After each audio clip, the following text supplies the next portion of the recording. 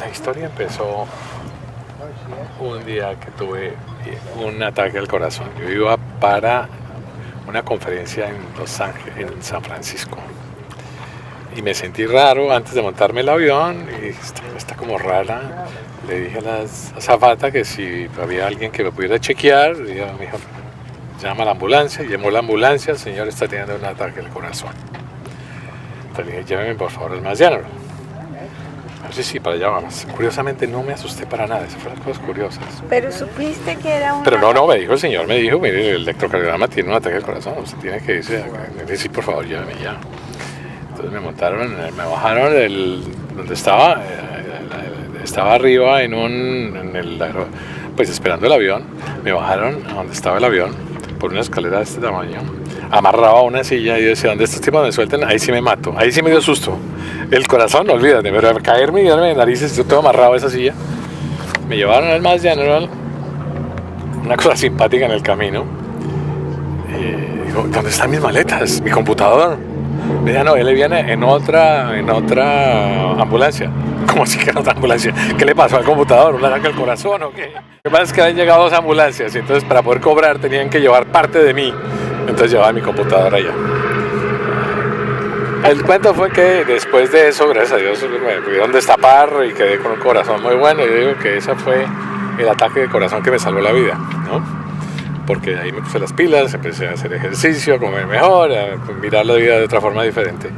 Pero además tuve casi 4 semanas en casa sin hacer nada más aburrido que una ostra. Y empecé a pensar una cosa que mi padre me ha dicho cuando era niño, era que nosotros descendíamos de un capitán español que se había casado con la princesa Margarita, que era la hija del cacique y que veníamos del señor Hernán Venegas Carrillo. Pero eso que dice el viejo y dice, no, tómese otro whisky, no le para una bolas, pero ya está bien aburrido y eso empecé, bueno, vamos a ver qué pasó, si hay algo cierto. Y una de las cosas que tuve la gran suerte y la gran ventaja es tener computador y tener Google. Google no existía hace 20 años, entonces sin Google no vas a averiguar nada. Se sientan a buscar Google, Hernán Venegas Carrillo y empiezan a salir cosas, ¿no? 50, 100 hits. Y fue espectacular y realmente existió el señor, tuvo hijos, se casó con una indígena, todas las cosas que mi padre decía empezaron a funcionar. Y además de eso, pues yo empecé a hacer contactos con gente que había escrito acerca de este tipo, porque ya me pareció interesante, empecé a leer un poco más del tipo. El tipo resultó ser algo diferente, no era el típico Ursúa, por ejemplo, ¿no? El conquistador que viene a hacer dinero y a explotar a la gente. Al contrario, el tipo peleó con sus compañeros de armas para que protegieran a los indígenas. Cuando mataron al último Zipa, él se opuso y peleó con ellos, peleó con los otros, les dijo que estaban haciendo un error. El tipo está escrito, hay escritos en los cuales aparece él y otro capitán en contra de todos los demás capitanes para que no mataran a los caciques de Tunja, que hubo una masacre en Tunja. El hermano de Jiménez de Quesada mató como a 6 caciques, incluyendo el cacique de Zamacá, donde mis abuelos tenían finca, el cacique de Toca, de donde viene la familia mía, mis abuelos, etc. Los de Tunja, donde venimos la mayoría del resto de la familia.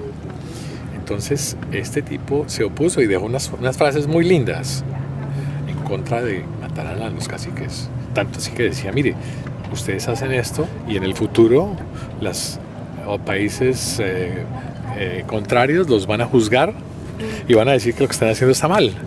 Esto no lo deben hacer. Nosotros ya los vencimos en batalla y cuando fue en batalla era peleando, pero ya están vencidos, no hay para qué hacer esto, ¿no? Él estaba casado con la hija del cacique, del último Zipa que tuvieron los muiscas en Bogotá, el Zipa Zaguipa, hermano de Tisquesusa. Tisquesusa era el Zipa que estaba en el poder cuando llegaron los españoles al altiplano. Y él nunca se dejó ver de los españoles, les tenía desconfianza. Y ellos estuvieron persiguiéndolo porque sabían que el tipo era el que tenía el oro. y en un momento dado lo cogen y no se dan cuenta y uno de los soldados lo mata. Y se dan cuenta de que lo han matado ya como un mes después, pero ya Tisque Sousa se ha desaparecido y el oro se ha desaparecido. Si Pasagipaf toma el poder, no siendo él el que le correspondía el poder, porque el poder en los muiscas se pasaba, era en forma matriarcal. Entonces él tomó el poder de su hermano, ¿ves? Ya debió ser el poder de un primo de la hija de la mamá o alguna cosa de ese estilo, pues. Entonces, pero él era general de Tisque Sousa y tomó el poder porque era el momento de defenderse de los españoles. Y les hizo briega, les peleó, los tuvo, pero en un momento dado no hay nada que hacer, se dieron cuenta. Y los perros los sacaban corriendo y se los comían. Eso es terrible, los perros. Y no tenían nada que ver, es decir, militarmente los muiscas no tenían forma de hacerle frente ¿Y a las los españoles. enfermedades también los atacaron o no? Las enfermedades, claro, ya los habían acabado muchísimo antes de que llegaran los españoles. Antes de que llegaran. Claro, las enfermedades llegaron antes que ellos. Es que eso es interesante porque los indígenas que se ponían en contacto con ellos se contagiaban y iban. Entonces, cuando iban llegando ya había habido mucha. Pero por el contacto con los españoles. Con los españoles, claro, que tenían los españoles. Los indígenas que venían de las costas. Los indígenas que bajaban a hacer el comercio con los de la costa. Es que los indígenas, los muiscas, no producían oro. Ellos sí tenían. Ellos más que todo vendían la sal. Y como la sal era un producto tan especial, conseguían el oro y las esmeraldas de los musos y el oro de los de Huila y del Tolima y de la costa, ¿ves? Entonces los muiscas era una generación, era una civilización muchísimo más, digamos, avanzada en cuanto a la políticamente y socialmente que los indígenas que habitaban en el Magdalena, por ejemplo, que eran mucho más salvajes, eran caníbales unos de ellos. ¿De verdad? Sí.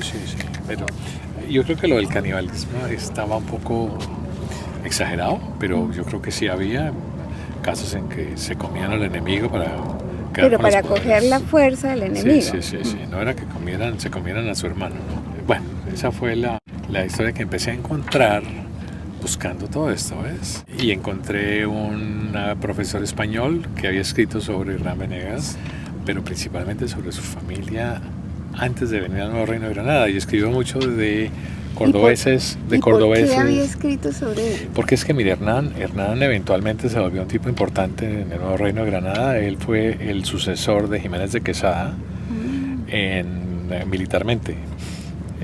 Él fue el segundo mariscal que tuvo el Nuevo Reino de Granada. El primero fue Gonzalo Jiménez de Quesada. Cuando a Gonzalo Jiménez de Quesada lo ascendieron de mariscal a gobernador, entonces Hernán Venegas Carrillo tomó el título de mariscal. ¿Y ese era tu ancestro directo? Hernán Venegas Carrillo, según mi padre, era mi ancestro.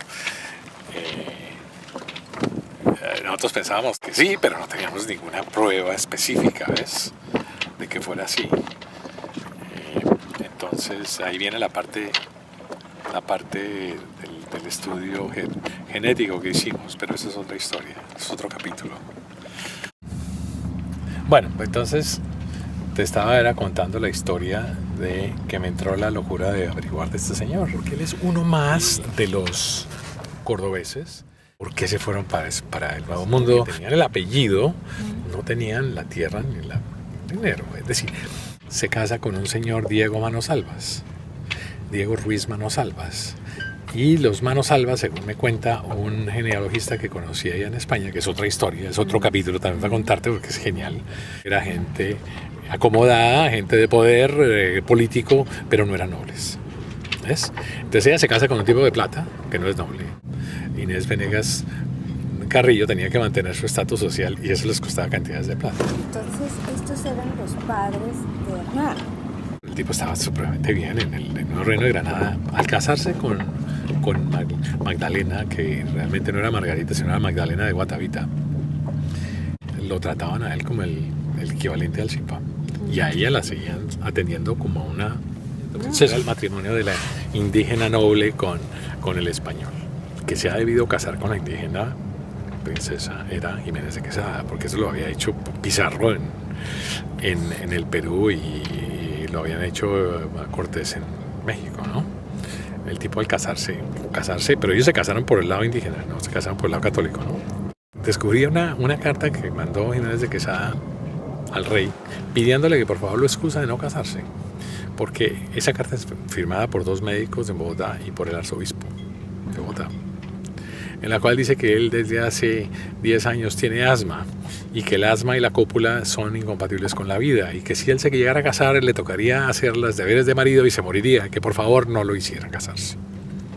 Yo cuando veo mis charlas de asma, como este tipo dice que tenía asma, entonces mis charlas de alma, empiezo mi charla diciendo, bueno, si no fuera por el asma yo no existiría. Según tradición oral de mi familia, hemos encontrado primos terceros que tienen la misma historia en la familia de ellos. Con estas cantidades de cosas que están ocurriendo y empiezo a ir a España por cuestiones de mi trabajo y a pasar por Córdoba, y claro, en Córdoba está el profesor español que me entrevisto con él en Córdoba. Está también un tipo que se llama Paco Muñoz. Paco Muñoz es un cordobés de pura cepa, nacido en una casa frente a la mezquita. Paco es un tipo que trabajaba en esa época de burócrata para el Secretaría de Guerra, para los militares, y lo vine a conocer porque él tenía un blog, y el blog de Paco hablaba del Palacio de los Venegas en Córdoba. Resulta que era el sitio donde él trabajaba. Entonces él le escribió la historia de donde trabajó y el Palacio de los Venegas. Entonces yo le mandé una nota diciéndole, Paco, muy interesante porque yo estoy buscando esto.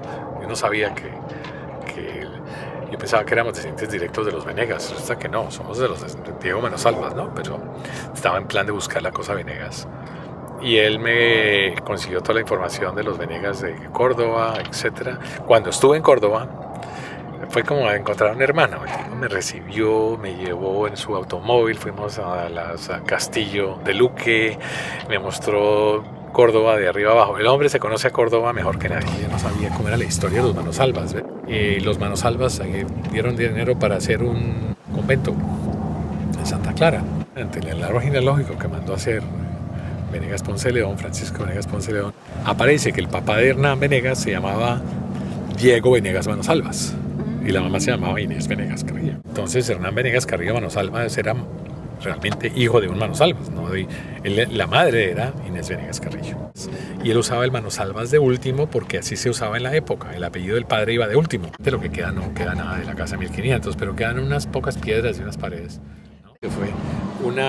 Yo quería mucho hacerme mi transatlántico, lo quería hacer desde hace mucho tiempo y esto me dio la disculpa perfecta. Dije yo tengo que hacerme el viaje de mi vida. Voy a meter mi barco hasta España, me voy a subir al río Guadalquivir, un señor Manosalvas, y averiguando de los Manosalvas está que hay 65 Manosalvas en España.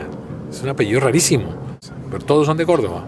Y yo necesito conocerlo para sacar una muestra de DNA, porque si este es Manosalvas y nosotros somos descendientes de un Manosalvas, tenemos el mismo DNA, ¿ves?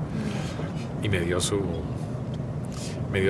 muestra, y además con él estuvimos viajando por las tierras de los Manosalvas. Para poder tener el DNA de una persona así de tanto tiempo atrás, se necesita que haya habido muchas generaciones de mujeres que han sido fieles y no han tenido hijos de otro por fuera del matrimonio. Entonces salgo yo de España cargando el DNA, es decir, el DNA de Manosalvas está atravesando el Atlántico después de 500 años de regreso. ¿Cómo te parece la historia? Y llega el reporte de DNA nuestro y el DNA del Manosalvas cuadró. Y eso es casi que un milagro.